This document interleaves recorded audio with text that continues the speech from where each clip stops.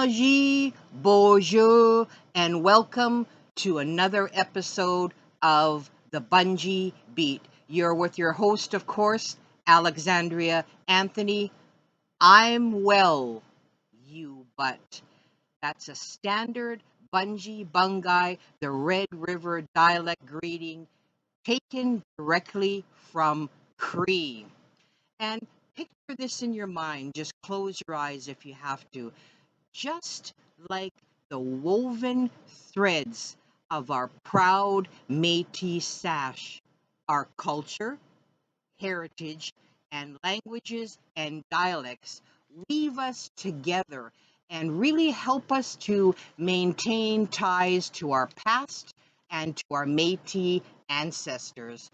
And languages and dialects are the solid foundations of our Métis culture. But what does the word dialect mean? And simply put, it's a form of a language that people speak in a particular part of country or a regional dialect. That being said, Bungi is a unique form of English found only on the Canadian prairies, spoken by Scottish Red River Métis in present day Manitoba, Canada. The vocabulary and word order of Bungi were primarily English, and this is most important, but the speech was like that of Gaelic speakers. And Budgie also borrows words and structures directly from the Cree and Soto languages.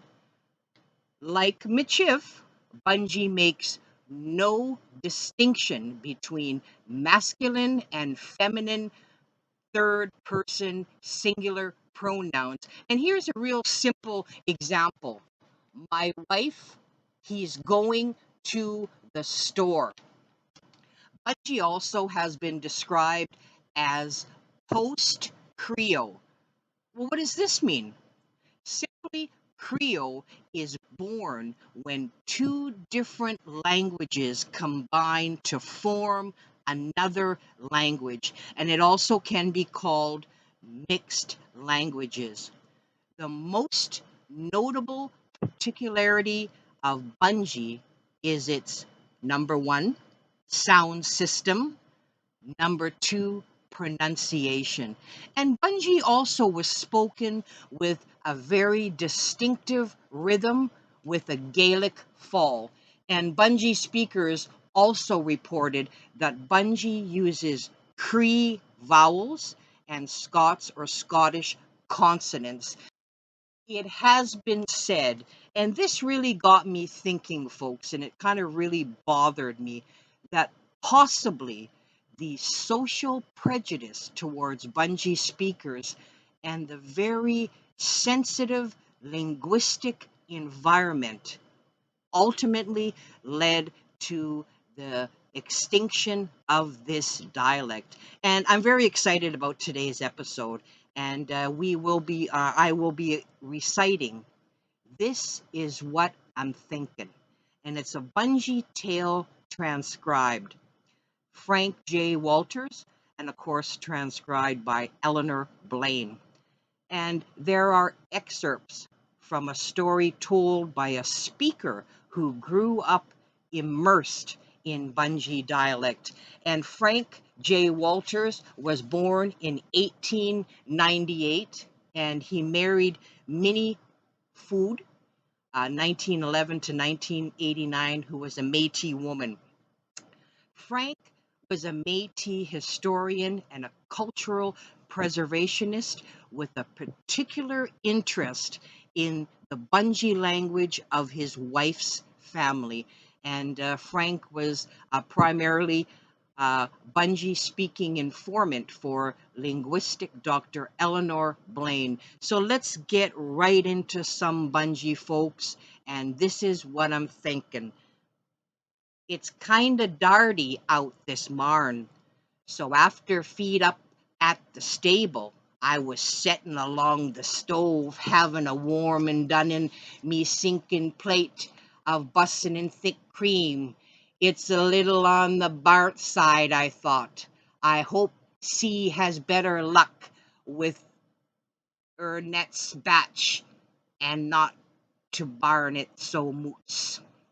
This is what I'm thinkin'. When all lasts once there comes a knock on the door, so I says to the missus, "See who's that?" And this is my neighbor, Jamesy. Now, so I says to him, "Come, sit in, there's lots of tea." But right away he says to me, "I've got no time, boy. I'm got a sick horse, and I can't get him oop. That's at he said when he said that to me. So I says to him, "Hold on now, I'll get on me hat and coat and come along with ye and take a look-see." Now all this is in the late springtime, you'll see. The winds a whistling and fairly blowing us off in our feet and nigh on taking our breath away out of us. Now we're up to our knees in gutter and places, and it's tough going. But we keeps to the lee of the bush as best we can, but till we comes to the gully leading up to Jameson's place and about Opsy Aunt, Aunt Jenix.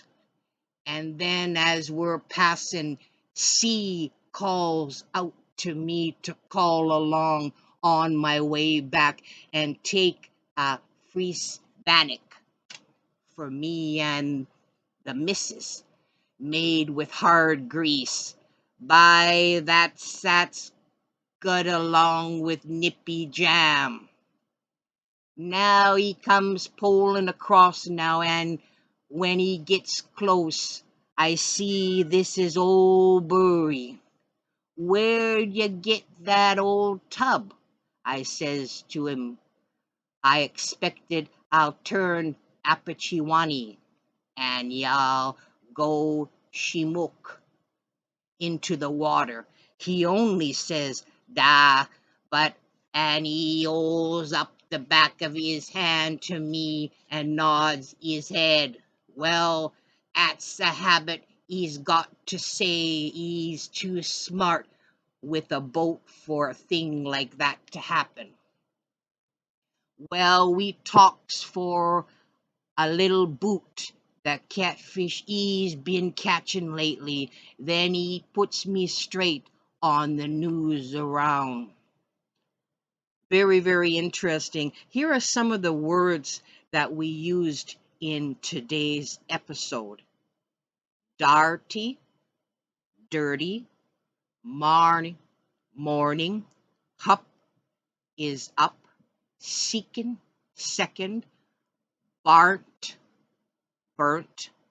see is she, nets is next, muts is much, by is boy, whole is hold, freeze is fresh, geet is get.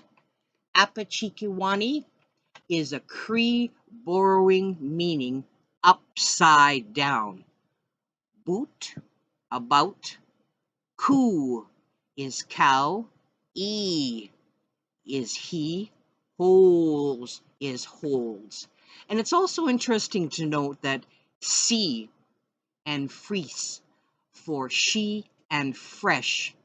In Plains Cree, there is no sh sound. So I hope you liked our second segment of Bungi Beat. Very important to hear how a dialect is spoken with, of course, the Gaelic, uh, how it flows with that Gaelic. So until next time, take care.